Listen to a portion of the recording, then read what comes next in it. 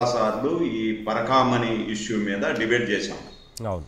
మనం డిబేట్ చేసిన తర్వాతనే పరకామణి ఈ దోపిడీ కేసులో కొంచెం కోర్టు ఇన్వాల్వ్ కావడం కానీ, అదేవిధంగా సిఐడి యాక్టివ్ కావడం కానీ ఇవన్నీ కూడా జరిగాయి అనేది జగమెరిగిన సత్యం. ఎందుకంటే ఏదైతే పరకామణిలో దొంగలు దోపిడీ చేసి వందల కోట్ల రూపాయలు భగవంతుడి సొమ్మును దోచేశారో దీన్ని ఖచ్చితంగా దీని మీద చర్యలు తీసుకోవాలి.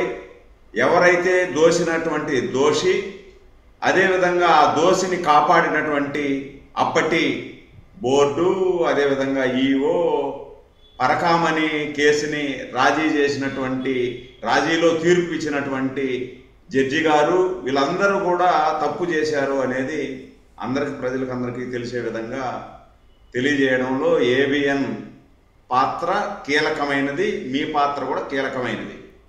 ఎందుకు ఈ మాట అంటున్నాను అంటే 70,000 రూపాయలు దొంగతనంలో పట్టుబడ్డటువంటి రవికుమార్ని సతీష్ అనేటువంటి సిఎండ్ఎస్ఓ ఆ రోజు పట్టుకున్నాడు. పట్టుకున్న తర్వాత దాంట్లో లోతుగా దర్యాప్తు చేస్తే దాదాపు 200 కోట్ల రూపాయలు, అంటే ఇది ప్రాథమిక అంచనా, దాదాపు 200 కోట్ల రూపాయలు పైమాటే.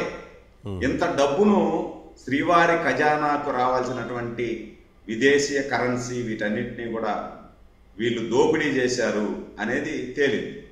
తేలిన వెంటనే ఈ గద్దలన్నీ కూడా ఎక్కడైతే దాక్కుని ఉన్నాయో ఈ గద్దలన్నీ కూడా అరేరే మనం 70,000 అనుకున్నాము, దాదాపు 200 కోట్ల పైసలకు దొంగతనం జరిగింది ఇక్కడ, దీన్ని ఎలా మనం కాజేయాలా అంటే దేవుడి సొమ్మును కాజేసినటువంటి దొంగ దగ్గర ఈ పెద్ద గద్దలు, పెద్ద దొంగలు దీన్ని మనం ఎలా కాజేయాలా, దీన్ని మనం అనుకూలంగా ఎలా మలుచుకోవాలా అనేది పథక రచన చేశారు.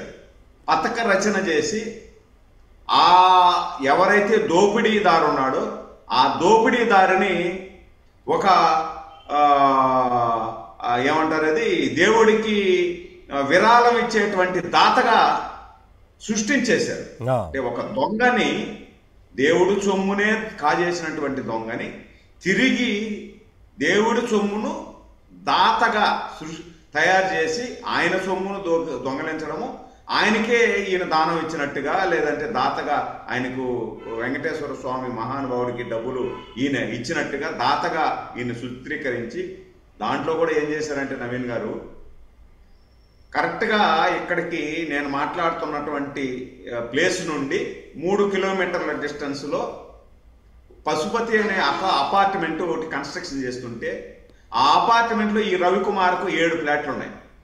ఆ 7 ఫ్లాట్లని వెంకటేశ్వర స్వామికి ఈయన విరాళంగా ఇచ్చినట్టు ప్రొజెక్ట్ చేసి ఈడికి సరిపోయింది అంటే బహిరంగ మార్కెట్లో ఒక 50 కోట్లు 40 దాదాపు నా అంచనా 40 కోట్లు ఉండొచ్చు. 40 కోట్ల రూపాయలు విలువ చేసేటువంటి దాన్ని ఇచ్చేసినట్టు వీళ్ళు అంతా సెటిల్ అయిపోయింది, దీంట్లో ఏమీ లేదు అని చెప్పే విధంగా ప్రొజెక్ట్ చేసి మిగిలినటువంటి దాదాపు 170, 180, 200 కోట్ల రూపాయలు ఈ గద్దలన్నీ కూడా తలా కొంచెం పనిచేసుకున్నారు. పనిచేసుకొని దాంట్లో అప్పటి సారీ టు సే అప్పటిలో తీర్పు చెప్పినటువంటి జడ్జి గారికి కూడా ఇంత వాటా కింద నుండి, ఏదైతే అటెండర్ దగ్గర నుండి పై స్థాయి వరకు చైర్మన్ కాడ. అంటే అసలు ఇప్పుడు ఏం జరిగింది అనేది ఈ నివేదికల నుంచి బయటపడుతుందిలేండి.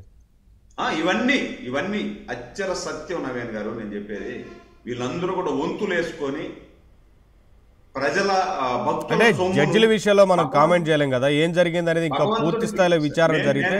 నవీన్ గారు నేను కామెంట్ చేయడం కాదు, సాక్షాత్ హైకోర్టు కామెంట్ చేసింది. అవును, దాన్నే చెప్తున్నా. హైకోర్టు ఏం చెప్పిందంటే ఎలా ఇంత పెద్ద మొత్తంలో వెంకటేశ్వర స్వామి సొత్తును దోచేసినటువంటి దోపిడీదారులకు ఈ కేసులో మీరు లోక్ అదాలత్లో కేసు ఎలా రాజీ చేస్తారు, ఆ రోజు రాజీ చేసేదానికి ప్రయత్నం చేసినటువంటి వారిని, రాజీ చేసినటువంటి జడ్జిని కూడా ప్రశ్నించండి అని చెప్పి సాక్షాత్ హైకోర్టు చెప్పింది, నేను చెప్పడం కాదు. అవును, కరెక్టే. కాదు సార్, ఎంతటి వ్యక్తులున్నా ఎంతటి వారినైనా ఈ కేసులో వదిలిపెట్టే సమస్య లేదు అనేది చాలా స్పష్టంగా వారు చెప్తున్న దాంట్లో కనిపిస్తూ ఉంది. అదే రకంగా విచారణ కూడా చేయాల్సిన అవసరం ఉంది. మీరు అన్నట్లుగా రాజీ కుదర్చడానికి ప్రయత్నించిన జడ్జిలైనా కావచ్చు, అక్కడ ఎవరైతే సభ్యులుగా ఉన్నారో వారు సహకరించిన వారు కావచ్చు, నిందితులు ఎవరైతే ఉన్నారో వారు, వీరందరికీ తగిన విధంగా శిక్ష పడే రకంగా ఖచ్చితంగా ముందుకు వెళ్లాల్సిందే. ఆ నివేదికలో అన్నీ ఉంటాయి.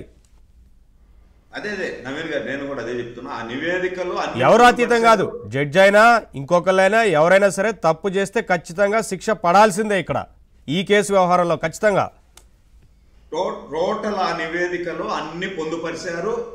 ఖచ్చితంగా ఎవరైతే పాత్రదారులు, సూత్రధారులు, పెద్ద పెద్ద గద్దలు, మనకు దాకా రాదులే, కిందోళ్ళ దగ్గర వరకే వచ్చి వెళ్ళిపోతుంది, మన దగ్గరికి రాదు అనుకున్నటువంటి పెద్ద పెద్ద గద్దలన్నీ కూడా ఈరోజు వలలో చిక్కుకున్నాయి.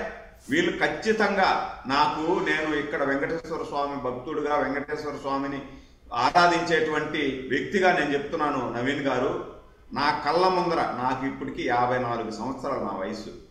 నా ఈ 54 సంవత్సరాల్లో నా బుద్ధి తెలిసినప్పటి నుండి వెంకటేశ్వర స్వామిని చూస్తున్నా. ఇక్కడ వెంకటేశ్వర స్వామి దగ్గర చెలగాటాలు ఆడినటువంటి ఎవ్వరూ కూడా, ఇక్కడ అధికారులుగా పనిచేసినటువంటి వాళ్ళు, విర్రవీగినటువంటి అధికారులు, మాకేం కాదులేను దేవుడి సొత్తు దిగమింగినటువంటి అధికారులు, కొంతమంది నాయకులైతే ఇష్టానుసారం అసెంబ్లీలో డాలర్ల విషయంలో మాట్లాడినటువంటి నాయకులు, వీళ్ళందరూ కూడా గాలిలో కలిసిపోయింది, అందరూ చూశారు. కాబట్టి నేనేమంటానంటే, దేవుడి దగ్గర వెంకటేశ్వర స్వామి సన్నిధిలో ఎవ్వరూ కూడా ఆటలాడితే వెంకటేశ్వర స్వామి చూస్తూ ఉపేక్షించడు. అదే ఇప్పుడు గత వైసీపీ ప్రభుత్వంలో కోట్ల మంది భక్తుల మనోభావాలు దెబ్బతీసేలా వ్యవహరించారు.